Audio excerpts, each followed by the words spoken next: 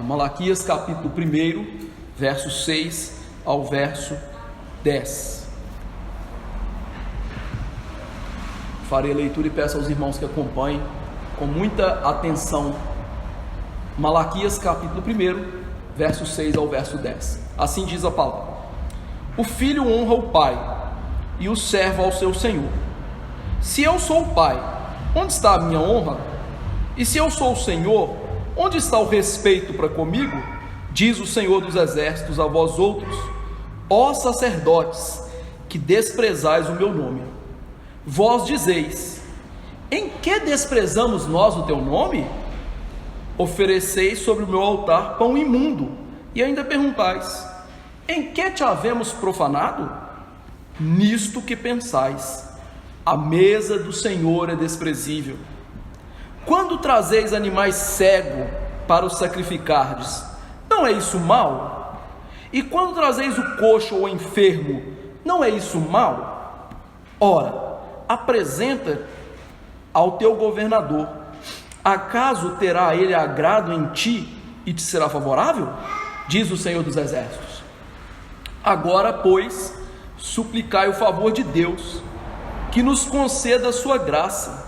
Mas, com tais ofertas nas vossas mãos, aceitará ele a vossa pessoa? Diz o Senhor dos exércitos. Tomara houvesse entre vós quem fecha as portas, para que não acendesseis inutilmente, debalde, o fogo do meu altar. Eu não tenho prazer em vós, diz o Senhor dos exércitos, nem aceitarei da vossa mão a oferta. Vamos orar. Ó Deus, sê propício a nós pecadores. Diante desta palavra, nós só podemos clamar misericórdia, porque quando olhamos para esse texto, talvez pensemos que somos melhores do que os sacerdotes do tempo de Malaquias, mas é certo que não somos. Somos todos inúteis, pecadores, os piores. Por isso eu quero te implorar que nesse momento nós não nos enchamos de empáfia, orgulho, para rejeitar a palavra no coração.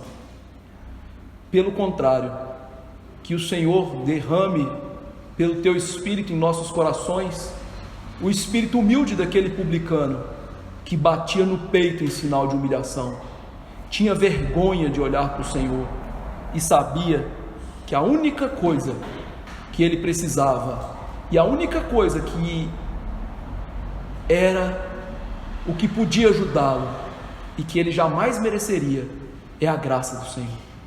Conceda-nos graça. Me dê graça, Deus, eu sou pecador. Me dê graça para ser fiel ao expor. E dê graça aos meus irmãos,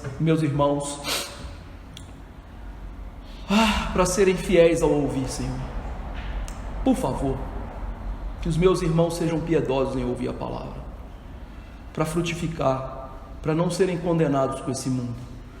Que nós todos nos revistamos da humildade para servi-lo de coração renovado.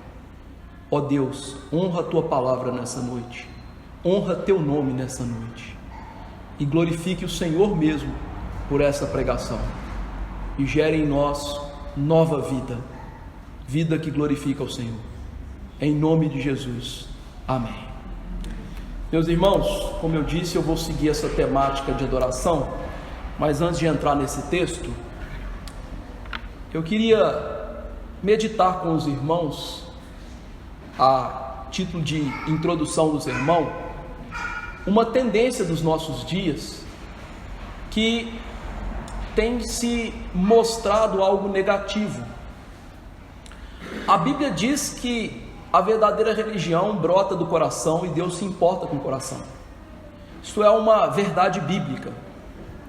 No entanto, os crentes, entre aspas, dos nossos dias, têm afirmado que Deus se importa somente com o coração.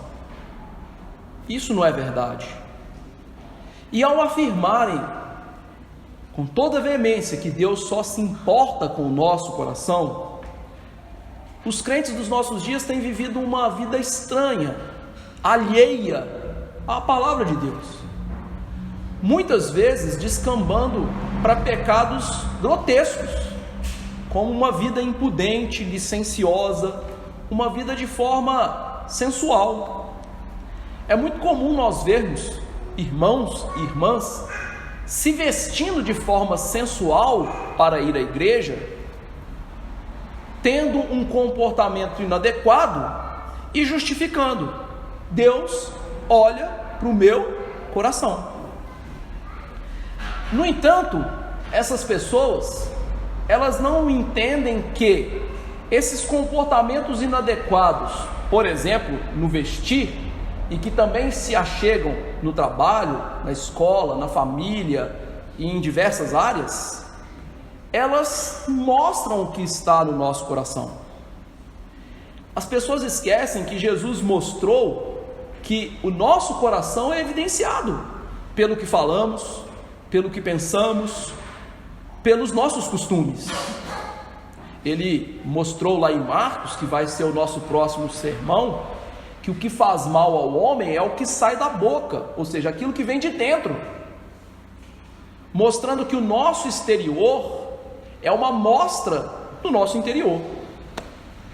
Ou seja, tudo isso que estou aqui introduzindo esse sermão mostra que há um grande problema nos nossos dias: focar no coração, achando que esse coração é puro quanto o exterior é impuro. Outro grande mal é focar no exterior enquanto o coração não reflete pureza, como os escribas e fariseus, ou seja, a hipocrisia. Tanto uma coisa quanto outra refletem o culto que prestamos a Deus. E hoje nós vamos ver que o culto ao Senhor deve sim brotar de um coração puro, mas também precisa de ter práticas puras, tanto no culto no templo, ou seja, hoje na Assembleia Solene, quanto na vida. Então, vamos aprender esta verdade das Escrituras, mas antes de entrar no texto, deixa eu lhe dar o contexto aqui.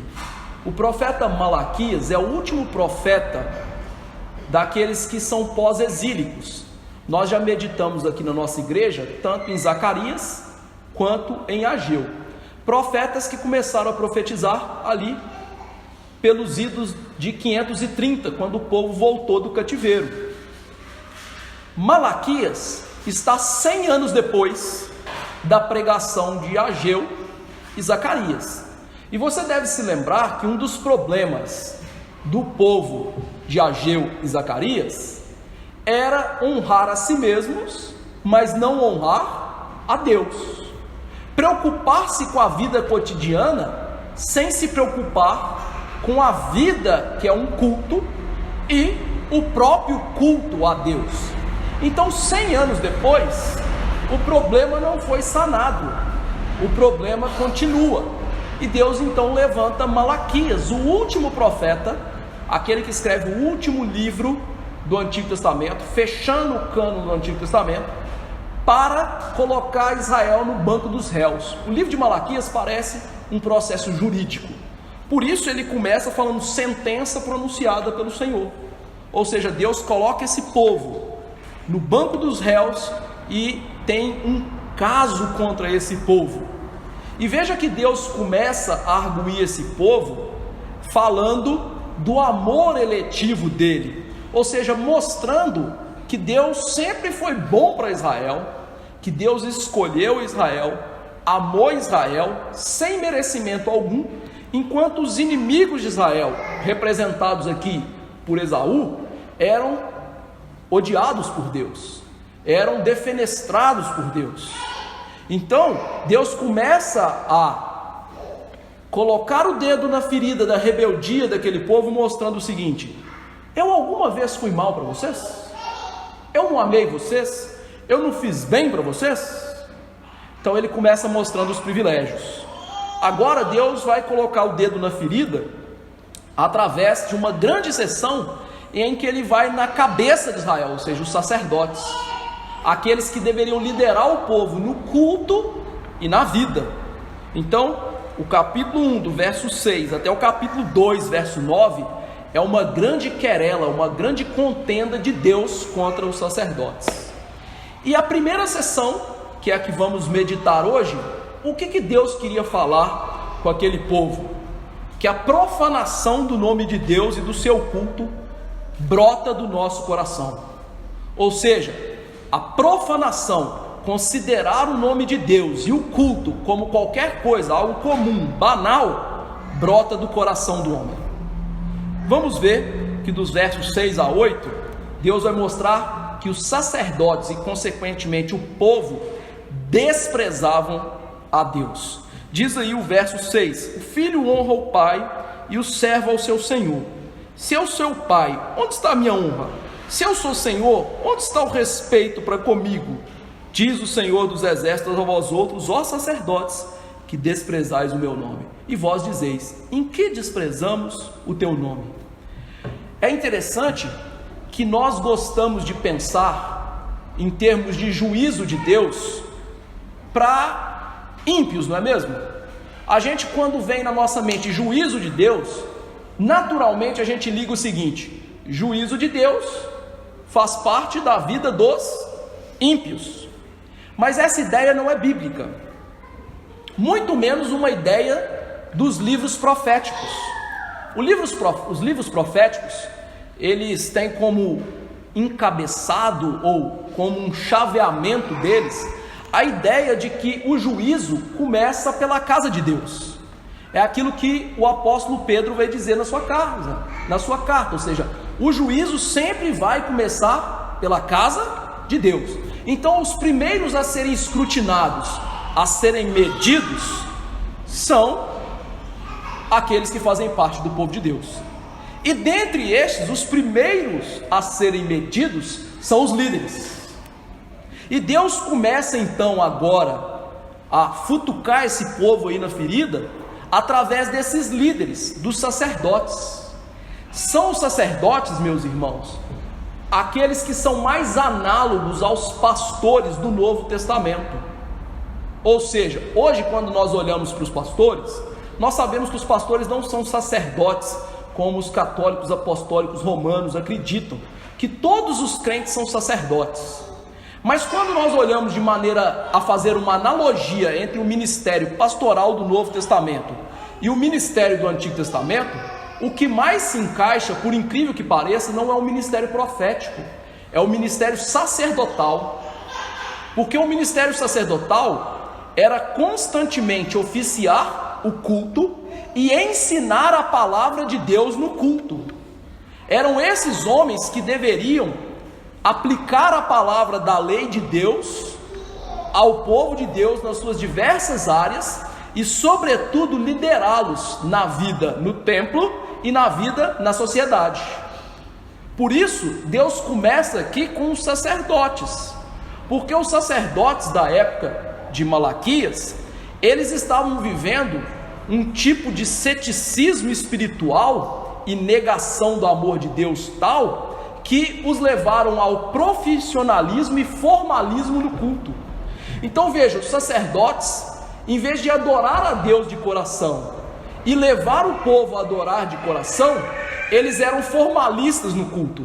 Ou seja, tudo que eles faziam era mecânico, como se fosse assim: mas que coisa chata, né? Eu tenho que molar o cabritinho, tem que amolar o cordeirinho, tem que queimar as fezes fora, tem que colocar aqui a gordura do redenho para queimar para Deus, que é a parte dele. Que coisa chata é isso?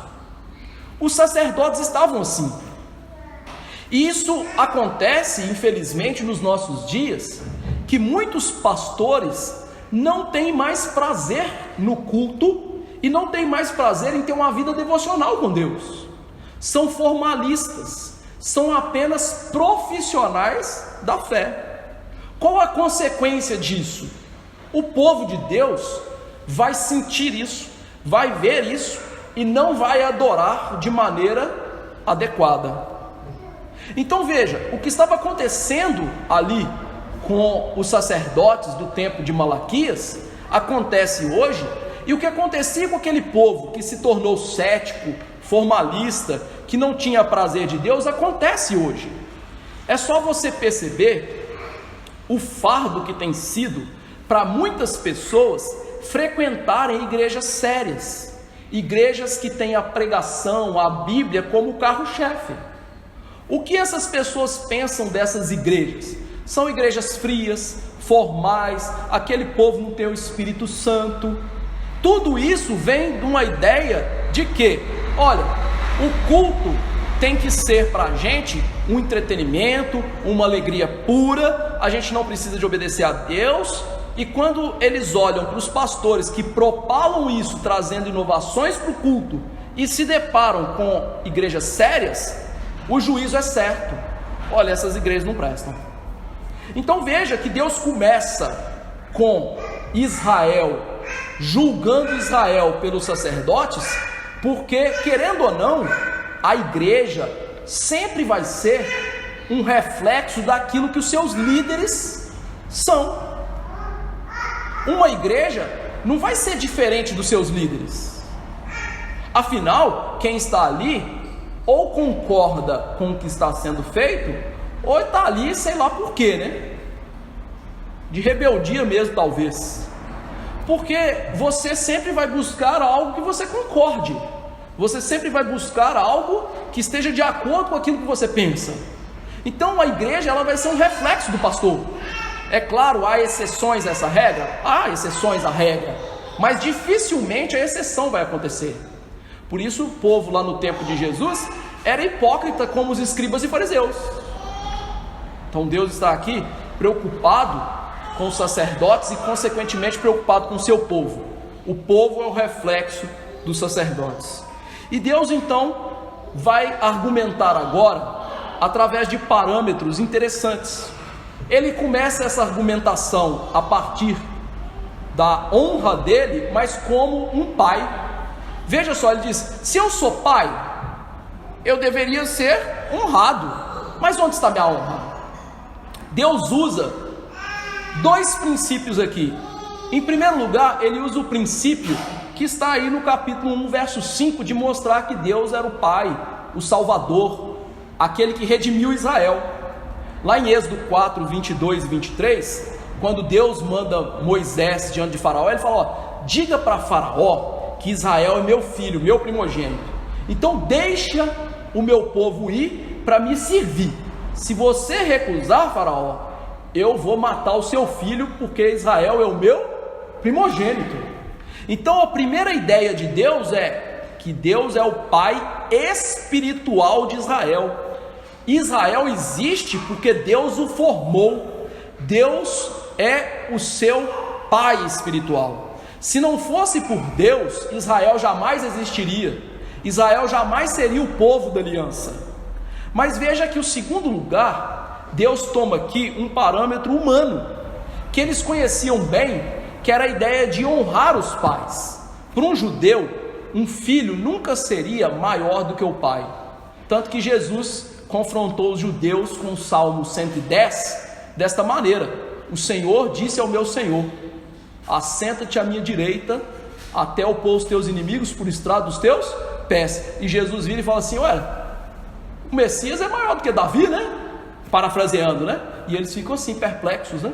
Porque um filho não podia ser maior do que o pai. Então Jesus usa um conceito parecido com o que Deus está usando aqui, que é a honra que eles davam aos pais. E Deus então coloca diante deles: se eu sou pai, o que eu mereço? Respeito, honra. Mas onde que está isso? Ele está mostrando para os sacerdotes e para aquele povo que aquilo que era válido em relação aos relacionamentos humanos, muito maior deveria ser dado a Deus: o respeito a Deus, a honra a Deus. O segundo argumento de Deus é: se eu sou o Senhor, onde está minha honra? A ideia de Senhor aqui é de soberano. Deus toma aqui a linguagem da aliança. Você deve se lembrar que quando Deus tirou o povo do Egito e o levou ao monte Sinai para lhe dar a lei, ele começa: eu sou o Senhor teu Deus. que tirei vocês da terra do Egito e da casa da servidão. Essa linguagem de Senhor aqui, Deus está evocando na mente deles o que? Pela aliança, eu mando em vocês.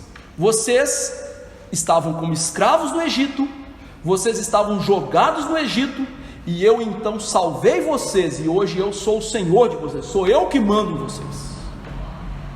E se eu mando em vocês, aonde está o meu respeito? Então essa dupla pergunta, para dar ênfase, é mostrando o que? Sacerdotes, Israel, vocês não estão nem aí para mim, vocês não me respeitam. E interessante, meus irmãos, quando Deus faz isso, Ele coloca diante deles uma realidade que muitas vezes é para nós obscura, porque nós piamente acreditamos que estamos honrando a Deus com as nossas vidas. Nós lemos aqui em 1 Samuel 15, que Saul acreditou piamente que ele estava obedecendo a Deus, que ele estava respeitando a Deus, e agora Deus, através dessas perguntas, coloca esse povo num xeque-mate. Olha, vocês não me respeitam não, vocês estão achando que me respeitam, mas vocês não me respeitam. E veja que ao colocar isso, ele ainda coloca o seu título de maior glória, Senhor dos Exércitos. Esse título que é repetido aqui diversas vezes no nosso texto, e é o centro do texto, Senhor dos Exércitos, aponta para a grandeza, soberania, poderio de Deus, governo cósmico de Deus. Então Deus está dizendo aos sacerdotes o seguinte: olha, eu governo todas as coisas, eu sou o rei de todas as coisas, e vocês desprezam o meu nome. Diante disso, se Deus fizesse isso com você, o que você faria? Os sacerdotes fizeram o seguinte: em que nós desprezamos o Senhor? Eles colocaram toda a hipocrisia deles para fora, como se dissesse assim: a gente faz isso? Já viu quando o menino faz alguma coisa errada e você fala para o menino assim: você fez isso? Ele fala assim: eu não, foi o meu irmãozinho, foi o cachorro que comeu para casa. Não é assim que menino age? Ou seja, os sacerdotes estão assim: nós? Que isso? De jamais. E é interessante que aqui eles lembram muito, né, o que Adão e Eva fizeram lá no Éden, né? Adão, e aí? Ah, Senhor, foi a mulher que o Senhor me deu. E Eva, e tu? Ah, foi essa maldita dessa serpente. Sempre o que? Excusando da culpa. E veja, ao excusar-se da culpa, eles estão desprezando o nome de Deus. Meus irmãos, terrível coisa é desprezar o nome de Deus, que é o Criador, o soberano. Malaquias, ele entendeu, como os profetas antes dele, e nós devemos entender, que o centro do problema que nós enfrentamos é um relacionamento rompido com Deus por causa de quem somos, da nossa hipocrisia, da nossa falta de obediência, da nossa falta de amor e consideração a Deus. Um problema que às vezes demonstramos na nossa vida, mas que é intrínseco, natural ao ser humano. Todos nós nascemos assim, delitos e pecados, mortos, distantes, hipócritas, achando que estamos bem com Deus, mas de jeito nenhum, de jeito nenhum. E Deus está mostrando para eles: ó, o problema é esse relacionamento rompido. Vocês acham que me servem, mas estão longe, vocês são hipócritas, vocês desprezam o meu nome.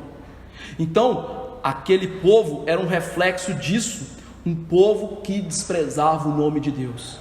E como Deus é muito sábio, né? E Deus é muito bom, porque coloque-se no lugar de Deus. Se alguém fosse tão irônico assim com você, e fosse tão assim repugnante no sentido de ser assim tão escrachado da sua cara, sabe? Eu não faço isso não. Você faria o quê? Deus, na sua misericórdia, ele responde na longanimidade dele. O verso 7, então, ele diz: vocês oferecem sobre o meu altar pão imundo e perguntais: em que te havemos profanado? Então veja, Deus vai provar para eles que eles são hipócritas, que eles não adoram a Deus de verdade, que eles são desprezadores do nome de Deus. E a prova é: vocês oferecem pão imundo sobre o altar. Eles estavam oferecendo aqui, meus irmãos, ofertas inadequadas a Deus, cerimonialmente impuras, imundas. A expressão pão imundo vai muito além dos pães da proposição. Os pães da proposição eram pães que você deveria colocar sobre a mesa do Senhor e deveriam ficar sobre o Senhor ali, e eram renovados a cada sábado. Aquelas ofertas apresentavam gratidão, apresentavam que Deus é o nosso sustentador, que Deus tem comunhão em comer pão conosco, estar conosco, e aqueles pães deveriam ser puros. Só que os sacerdotes faziam daqueles pães imundos, impróprios para o culto. E veja que Deus faz aqui com eles uma espécie de figura de linguagem chamada metonímia. O que é a metonímia? É quando a gente toma uma parte pequena representando o todo. Então Deus está falando: vocês apresentam pão imundo. O pão imundo aqui representa quem eles são e o culto deles. Vocês estão me cultuando de maneira imunda, impura, sem purificação no coração, e consequentemente as ofertas suas também não são puras, não são ofertas agradáveis a mim. E veja que Deus então mostra que o culto deles era inaceitável diante dele. Eles estavam ali cultuando a Deus, mas o culto era inaceitável. Dá até um friozinho na espinha ouvir uma coisa dessa, não é? Adoração inaceitável a Deus. Porque quando a gente chega aqui, a gente pensa: Deus vai aceitar o nosso culto. Mas a garantia que Deus vai aceitar o nosso culto é se nós fizermos em Cristo, se nós o fizermos de coração puro e fizermos de acordo com a palavra de Deus. Eles não estavam fazendo nem na mediação de Cristo, nem com coração puro e nem segundo a palavra de Deus. Então Deus não estava aceitando o culto dessas pessoas. Você imagina ir na igreja domingo após domingo e Deus está falando assim: eu não aceito, não quero isso. Que coisa horrível de se ouvir, mas Deus está falando isso: eu não aceito, o pão é imundo.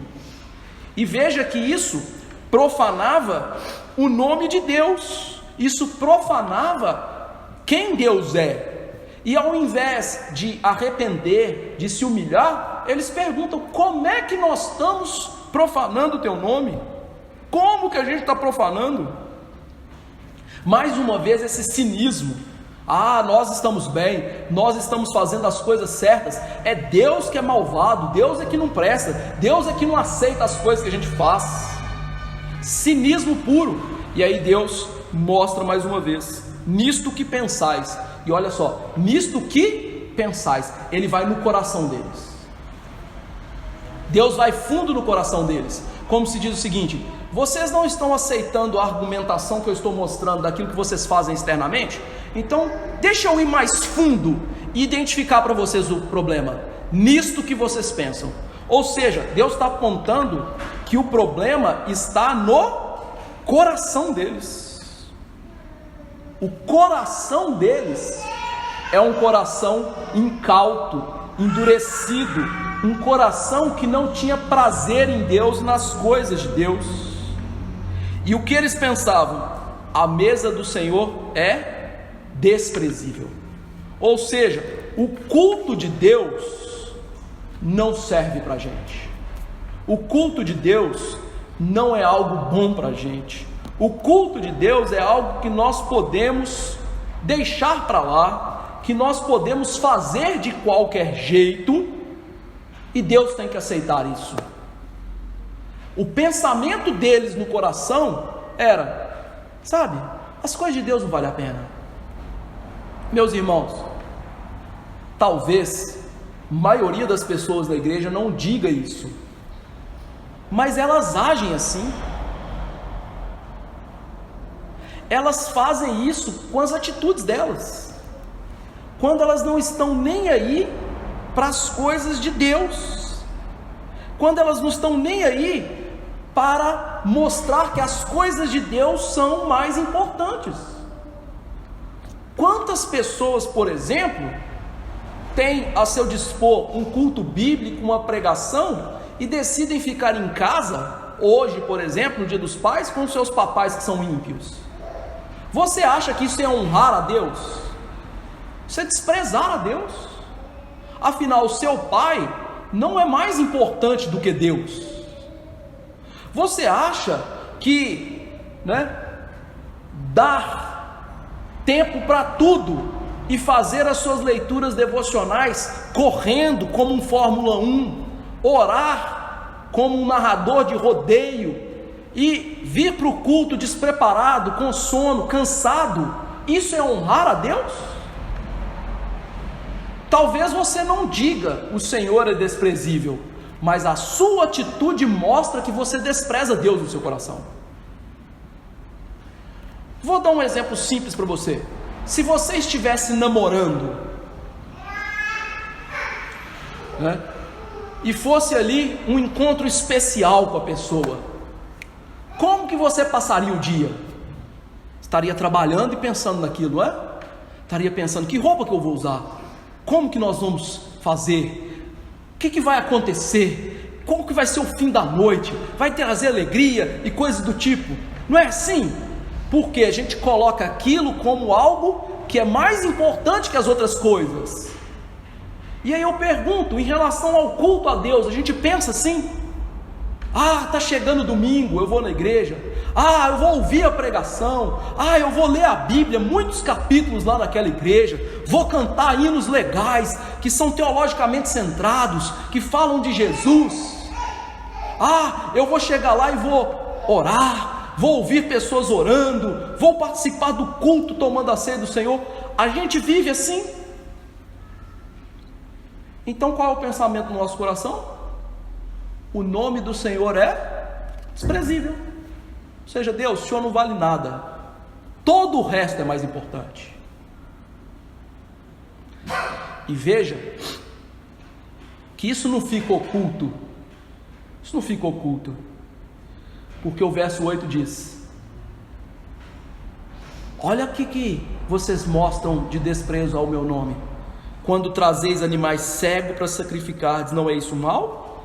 Quando trazeis coxo ou enfermo, não é isso mal? Ora, apresenta ao teu governador, acaso terá ele agrado em ti, será favorável? Diz o Senhor dos Exércitos. Deus então vai provar para eles que eles estavam pensando assim, através das atitudes deles. Como o exemplo que eu dei aqui agora. Agora Deus dá um exemplo palpável. Saiu da imaginação do pastor Fábio e Deus mostrou o que estava acontecendo. O que eles estavam fazendo em relação ao culto a Deus? Animais cegos, coxos e enfermos. Qual é o problema disso?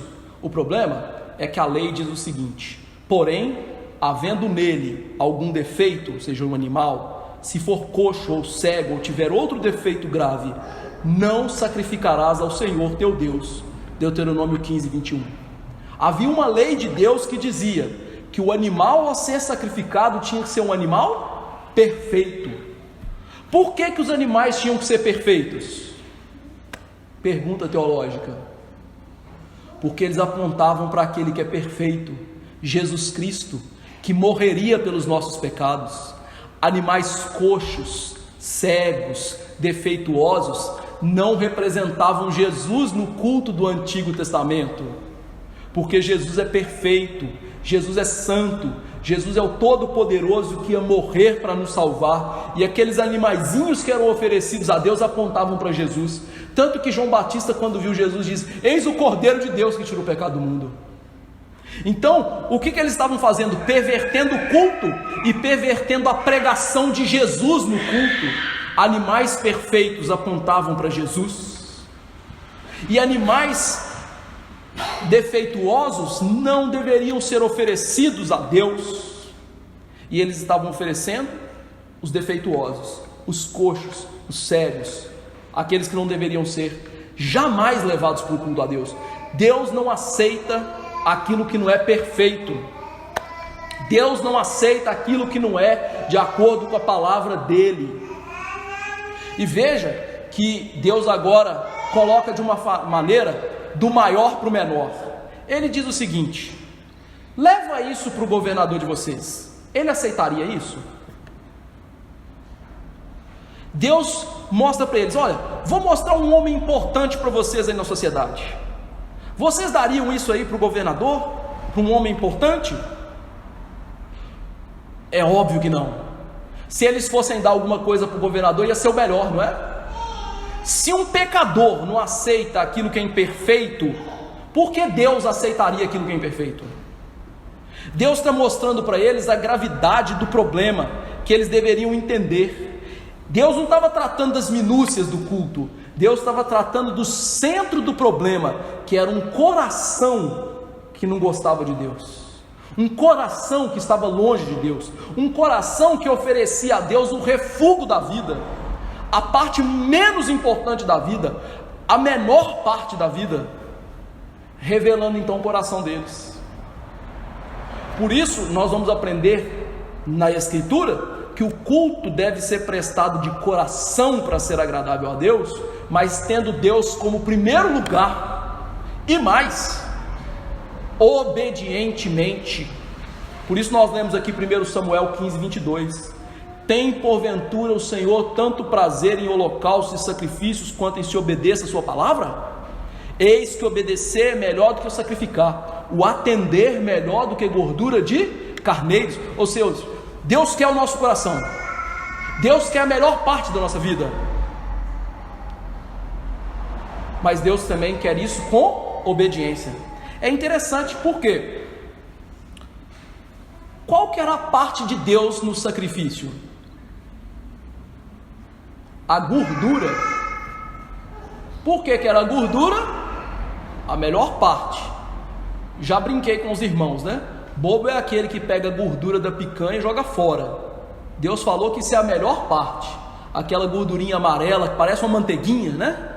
Deus pedia que a gordura do sacrifício fosse para Ele, simbolizando o que? Nós damos a melhor parte da nossa vida para Deus. Olha que coisa interessante. E o que eles estavam fazendo?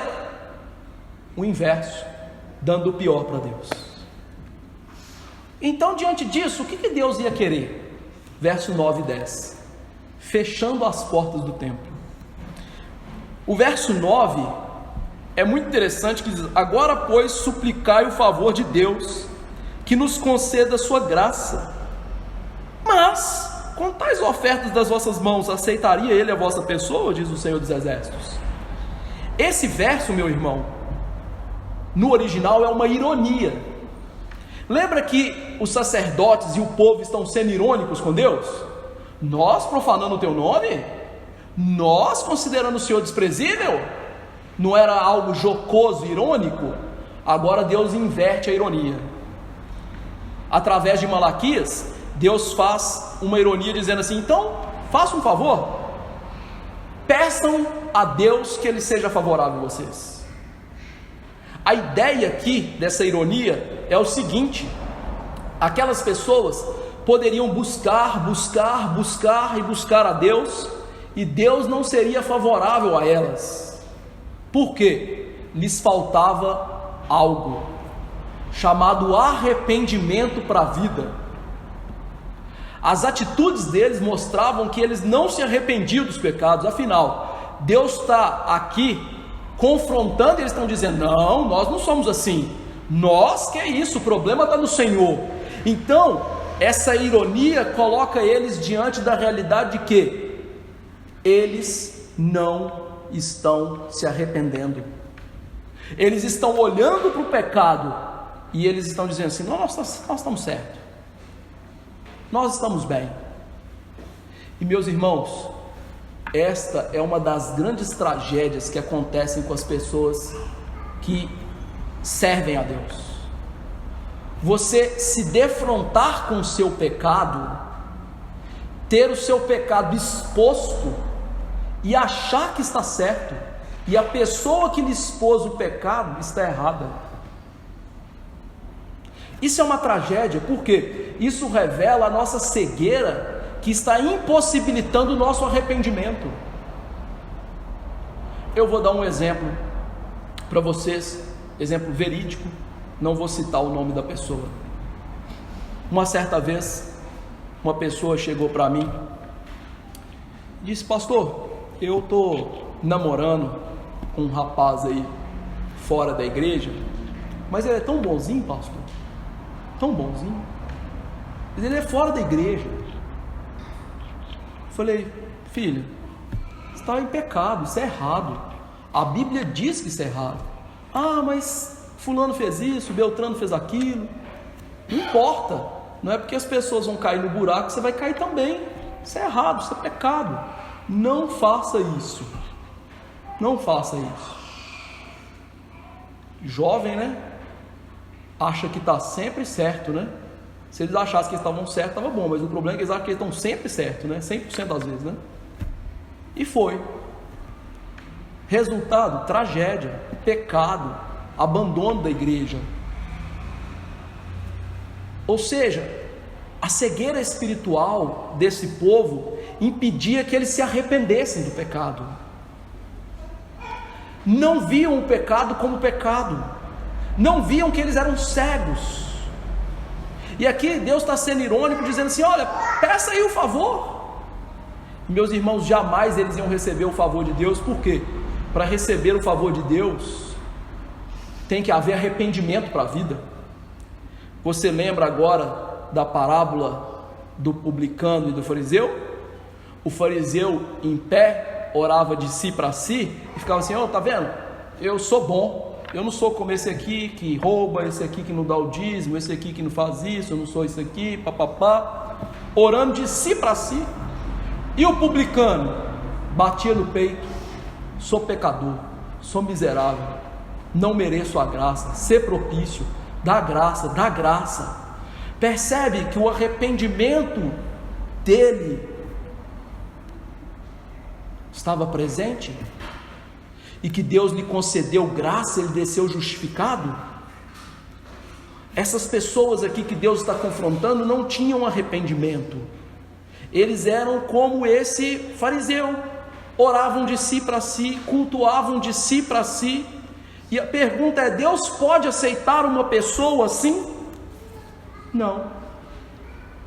Deus jamais aceita uma pessoa assim, porque isso provém de um coração orgulhoso.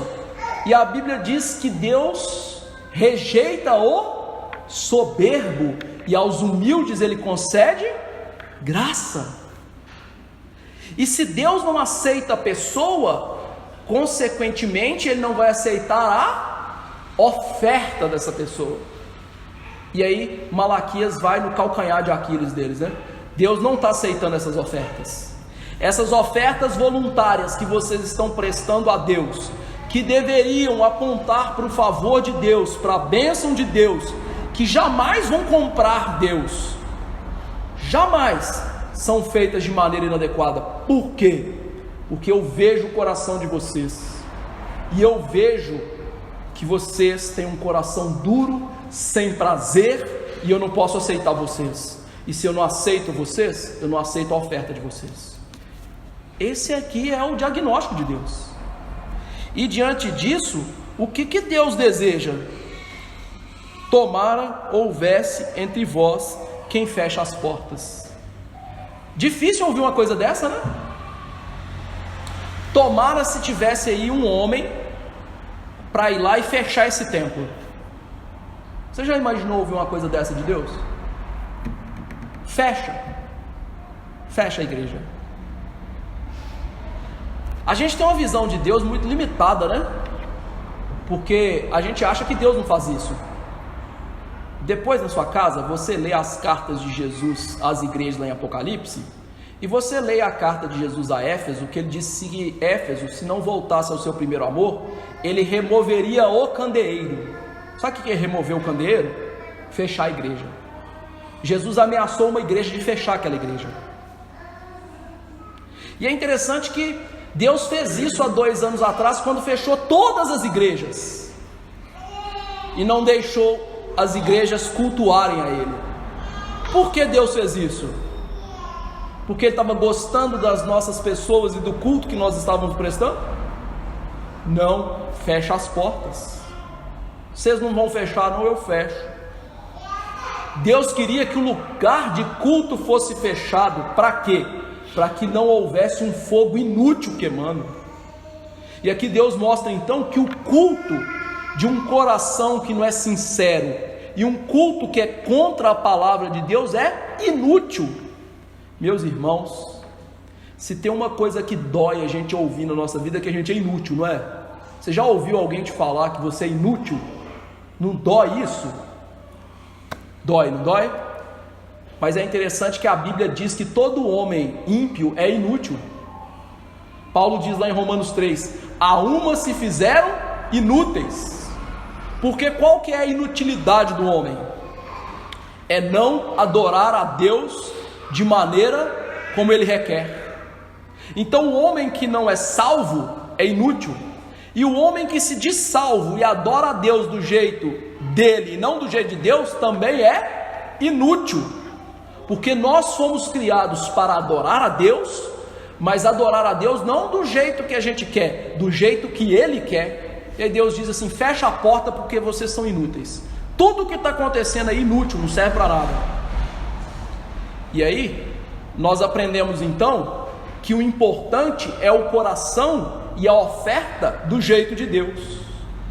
E Deus ensina para a gente aqui essas duas realidades. Primeira, Deus não precisa das nossas ofertas. Deus instituiu o culto, meu amigo, não é porque Ele precisa da gente, é porque nós precisamos dele. Porque o maior beneficiado do culto não é Deus. Deus não ganha nada com seu culto. Deus não perde nada se você cultuar Ele do seu jeito ou nem cultuar. Deus não precisa de você, Deus não precisa da igreja, Deus não precisa de nada.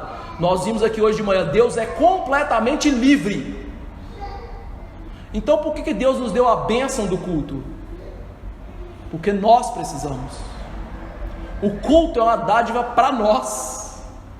Imagina você cultuando Deus soberano do universo. Isso é um privilégio, não é? As pessoas não consideram um privilégio ir num show de um artista famoso e sentar ali no palco? Não consideram? E o que é um artista famoso? Nada, um pecador que na maioria das vezes está indo para o inferno. Agora você imagina, na assembleia solene, poder falar com Deus, ouvir Deus, cultuar a Deus. Que privilégio! Deus não precisa disso. Quem precisa? Nós precisamos. A segunda realidade: Deus não aceita qualquer culto. O culto, ainda que seja para o nosso benefício, é para Deus. Então veja, nós erramos até sem ver, né? Quando a gente fala, vamos começar o nosso culto. Que nosso, meu amigo? O culto é para Deus. O culto é do jeito de Deus. Então isso ensina o quê? Se o culto é para Deus e do jeito de Deus, e Israel não está fazendo isso, nós também não podemos fazer, porque Deus não aceita isso das nossas mãos. Todas as coisas devem ser feitas da maneira como Ele prescreveu. A consequência lógica é óbvia. Por isso o culto hoje da maioria das igrejas é inútil, abominação a Deus, cercados de gritaria, de êxtase, desordem, baderna. Às vezes há um pastor lendo um texto da Bíblia e não fala nada daquele texto. E aí eu pergunto, Deus aceita isso? Claro que não. É óbvio que não. Por quê? Se você aprendeu a lição desse texto, tudo isso que essas pessoas fazem mostra o coração delas. Elas não querem agradar a Deus. Quem que elas querem agradar? A si mesmas. Por quê? Está implícito aqui no texto. Quando você dá um animal defeituoso para Deus, o animal bom fica para quem? Para você, cara pálida. Então quem que você está agradando? Você. Então o centro do falso culto é a adoração de si mesmo, é agradar a si mesmo. Por isso o culto não é para o nosso agrado, a pregação não é para o nosso agrado, o cântico, a leitura, a oração não é para a gente, é para Deus, e tem que ser feito do jeito de Deus, com o coração puro. E aí eu quero provar isso através de uma historinha bíblica muito antiga, e que é retratada em Hebreus. Você lembra de Caim e Abel? Qual oferta foi aceita? A oferta de Abel. Por que a oferta de Abel foi aceita? O autor de Hebreus, ele mata a charada para a gente. Porque foi feita pela fé. Ou seja, foi feita com um coração que se agradava de Deus. E Deus aceitou a oferta de Abel. Porque aceitou o primeiro lugar? Abel, pela fé. Primeiro motivo. Segundo motivo, Abel ofertou o que Deus demandou. Como assim? A primeira oferta a Deus, o primeiro sacrifício a Deus, foi de um animal, lá no Éden, para cobrir a vergonha do homem. Animal que apontava Jesus, que cobriria a vergonha do nosso pecado. Até Deus instituir as ofertas que seriam da terra, as ofertas aceitáveis eram de animais. As ofertas da terra só seriam aceitas na lei cerimonial, muitos e muitos anos depois. Então a oferta de Abel era a oferta de acordo com a oferta de Deus. Então Deus aceitou Abel e depois aceitou a oferta de Abel, que foi de acordo com a palavra de Deus. O que significa isso para a gente? Para Deus aceitar o culto, primeiro Ele tem que aceitar a nossa pessoa em Cristo, e depois a gente tem que cultuar Ele do jeito dele, do jeito que está na Bíblia. Simples assim. Como viver esse texto então? Em primeiro lugar, Deus é o nosso Pai Celestial. Meu irmão, não despreze isso. Isso é uma bênção sem medida. Como é bom ter pais humanos que a gente gosta, não é? Eu tenho um relacionamento bom com meu pai, minha esposa, minha filha estão aqui e podem provar isso. A gente parece dois bobos, brincando, rindo, conversando. Quando precisa de falar sério, fala sério. E tanto eu quanto ele, nós ouvimos. Se é bom ter um relacionamento com o pai humano, imagina ter um relacionamento com o Pai Celestial. Não tem preço, amigo. Como é bom ser filho de Deus. Por isso, João nos disse, olha que grande amor nos tem dado Deus, a ponto de Ele nos chamar de filhos, e de fato nós somos filhos de Deus. Você tem o maior privilégio do mundo, ser filho de Deus, e de um pai que faz o melhor para a sua vida. Então, diante disso, você deve tratar a Deus com a deferência, com o respeito, com a honra que Ele merece. Por quê? Esse Pai é o Senhor dos Exércitos, é o Deus que governa e sustenta e rege o mundo como Ele apraz. Você tem um Pai celestial, mas esse Pai não pode ser tratado como qualquer um. Então, nas suas orações, na sua fala em relação a Deus, no seu pensar, no seu servir a Deus, demonstre que Ele é o Pai verdadeiro lá do céu. Em segundo lugar, Ele é o Senhor. Significa que você e eu somos o vassalo de Deus. Nós somos vassalos de Deus. Nós somos servos de Deus. Você é filho, mas você também é servo. Nunca se esqueça disso. É interessante quando você lê as cartas apostólicas, os apóstolos sempre chamam Jesus de Senhor. É o título favorito deles para Jesus. E quando eles vão falar de si mesmos, eles chamam-se de servos.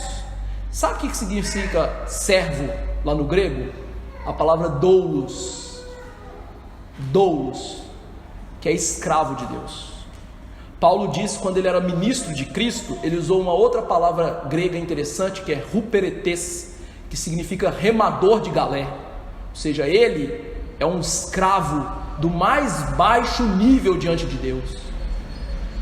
Esse é o tipo de sentimento que você tem que ter diante de Deus. Quem sou eu diante de Deus? Sou servo.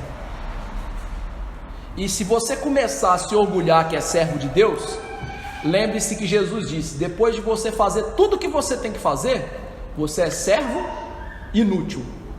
Porque Jesus ainda chamou gente de inútil para complementar. Porque ele podia fazer tudo sozinho, ele não precisa de você. Eu estou aqui não é porque Jesus precisa de mim, é porque ele me deu graça de estar aqui. Nunca perca isso de vista, para que você não desrespeite o nome de Deus. Então, quantas pessoas estão desrespeitando o nome de Deus hoje, não é? O pior é que elas são cegas e falam assim, eu? Desprezando o nome de Deus? É, você mesmo. Você mesmo. Vou dar um exemplo simples aí, né? Muito comum, né? No meio pentecostal. Já viu que algumas pessoas ficam assim, ai papai, já viu isso? Meu amigo, Jesus não chamou Deus de papai. Você não tem esse direito. Coloque-se no seu lugar. Jesus não chamou Deus de paizinho. Então, vai fazer isso no inferno. Não faz isso diante de Deus, não. Você não tem esse direito. Quantos estão indo para o inferno aí sem saber, né? Eu? Tratando Deus errado? Tá, tratando errado. Tão simples, né? Pois é. Ignorância bíblica é uma tragédia, né?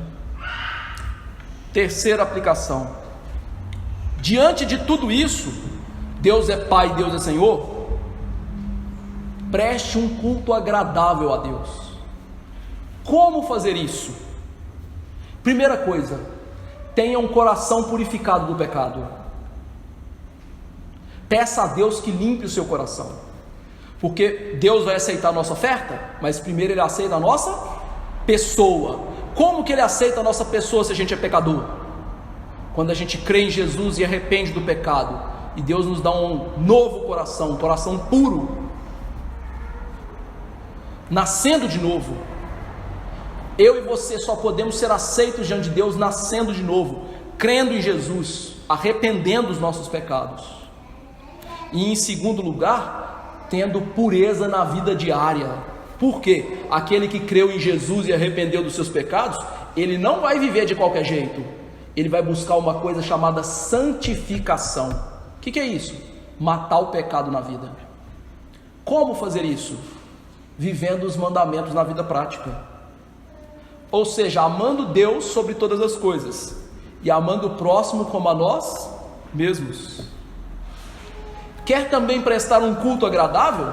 Se prepare para participar do culto. Se prepare. Meus irmãos, sábado à noite, você tem que se preparar. Termine o seu sábado orando, suplicando a Deus misericórdia pelo domingo. Acorde no domingo e ore para vir à igreja aprender na escola dominical. Acabou a escola dominical, não vai para casa dormir a tarde inteira não. Vai fazer o seu culto doméstico, vai fazer o culto, sua devocional pessoal, vai se preparar para o domingo à noite.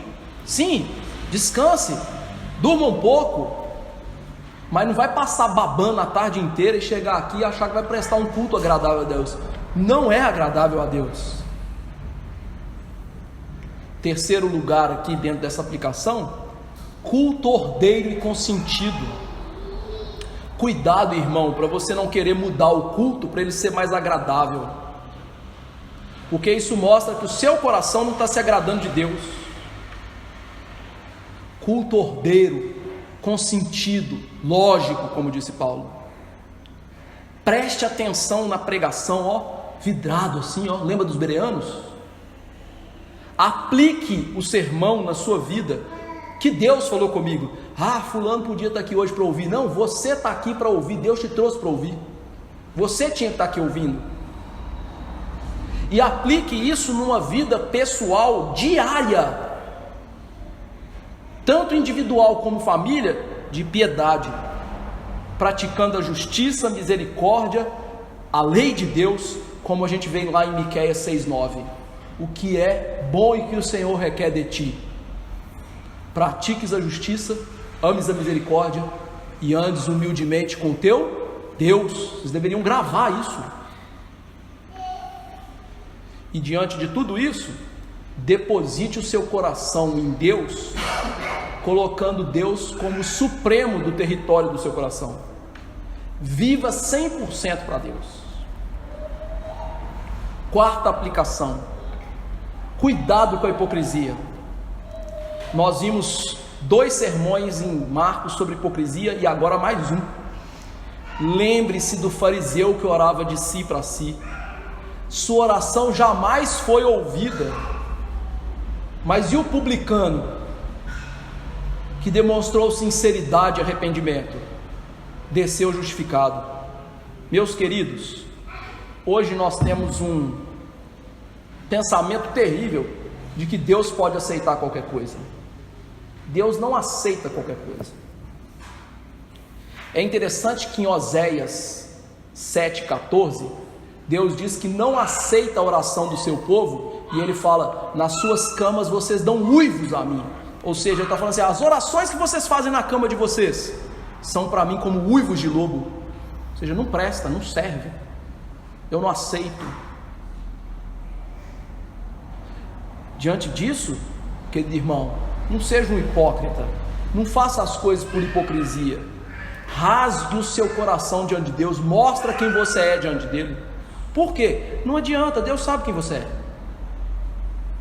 Deus sabe o que passa no seu coração. Então não vai diante de Deus tentando escamotear, esconder o seu pecado. Chega lá e fala assim: Deus, sou uma porcaria mesmo, eu penso isso, eu falo aquilo, eu ajo assim, tenha misericórdia, me ajude. É essa oração que Deus vai ouvir. É isso que Deus quer. Quinta aplicação: diante de tudo isso, meus irmãos, eu falo com tristeza no meu coração. Hoje, infelizmente, Deus está falando para muitas igrejas: fechem as portas, porque não seguem as normas de Deus, nem para a vida, nem para o culto.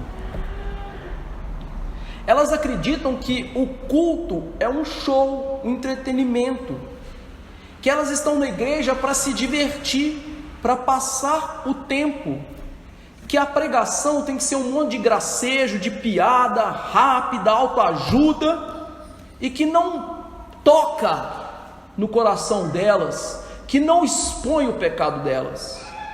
Afinal, a gente já sofre tanto na vida porque vim na igreja e ouvi um pastor bater na gente.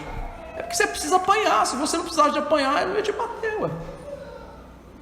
Simples assim. O culto hoje da maioria das igrejas, meus irmãos, está uma loucura. E aqui eu vou falar algo, né? Isso, a pregação vai para o YouTube, não tenho problema com isso. O pastor de um seminário presbiteriano, esses dias fez o culto, e no meio do culto começou aquele jogo de luzes, aquela coisa toda, e entrou um sujeito vestido de homem de ferro. E eu não estou brincando. E o homem de ferro foi caminhando com aquela armadura, como se fosse a armadura do filme mesmo. E ele chegou na frente do pastor, o pastor vestido de calça jeans, camisa preta de rock and roll, tênis all-star preto, vestidura completamente adequada para o culto, né? Algo solene. E aí o homem de ferro abriu a máscara e ele fala: eu aprendi que eu não posso vencer a morte, só Jesus pode vencer a morte. E ele fica: você aceita Jesus? Aceito Jesus. Meu amigo, esse pastor é professor de pregação. Que tragédia. Você acha que isso é aceitável a Deus? Quando a gente às vezes vê cultos aí na África, o povo dando cambalhota, dançando, meu irmão, isso não é aceitável a Deus. Deus nunca prescreveu um culto assim. Então, é triste, e eu falo com o coração pesaroso, Deus não tem aceitado a maioria dos cultos hoje. E Deus tem aceitado o nosso culto? Eu sei que o nosso culto aqui é ordeiro, mas e o seu coração? Como que está o seu coração para cultuar a Deus? E em sexto e último lugar, qual é o princípio então que regula o culto? O que Deus não ordenou é proibido. O que Deus não ordenou na palavra é proibido. Deus ordenou dança na igreja? Deus ordenou palma na igreja? Deus ordenou gritaria e pulação na igreja? Então o que é o culto assim? Inutilidade. E aí eu vou dizer para vocês, é melhor fechar as portas do que cultuar a Deus assim. Porque isso é desprezar o nome de Deus, desprezar o que Deus é. Mas o que você vai ouvir hoje não tem nada a ver. Que Deus nos ajude, irmãos, a entender que tem a ver.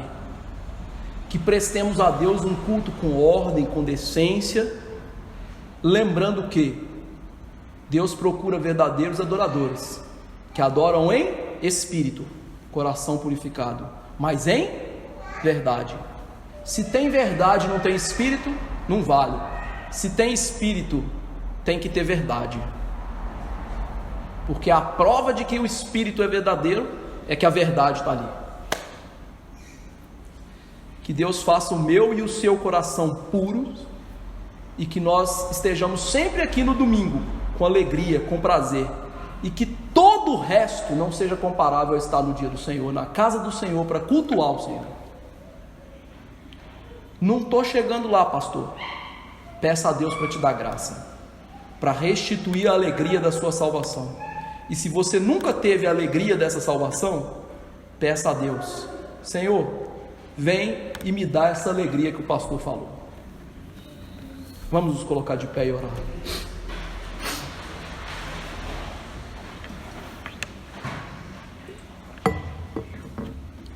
Senhor Deus, ó Pai Celeste, santo é o teu nome, Senhor. O Senhor é o Rei de todas as coisas, e nós somos os vassalos do Senhor, diante de Ti como filhos, redimidos, amados, abençoados, mas como servos, remadores de galé, entendendo, ó Deus, que Tu és tão grande, que nós não merecemos nada das Tuas mãos, e por isso, esse Evangelho, ó Deus, é tão maravilhoso, porque nós sabemos, temos certeza, Deus, que merecíamos o inferno, e o Senhor, na eternidade passada, nos amou, na eternidade passada, nos redimiu já na eternidade, porque Cristo é o Cordeiro morto antes da fundação do mundo, e no tempo presente, nos deu o Teu Filho, Filho todo puro, maravilhoso, santo, que morreu por nós. Deus, que amor maravilhoso é esse! Diante disso, que Tu és o nosso Pai, o nosso Senhor, ajude-nos a dar honra e respeito ao Senhor. Ajude, ó Deus, para que nossa vida, toda ela, em cada parte, seja devotada a Ti.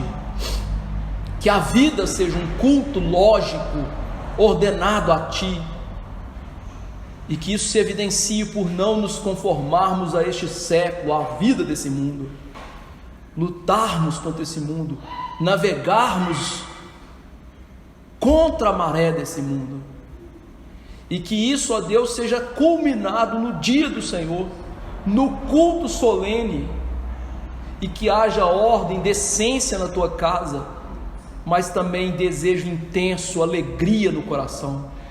Ó Deus, me dê alegria de cultuar o Senhor, dê ao Teu povo a alegria de cultuar o Senhor. Que os nossos corações possam estar cheios de júbilo, que possamos dizer como o salmista, que na Tua presença há plenitude de alegria.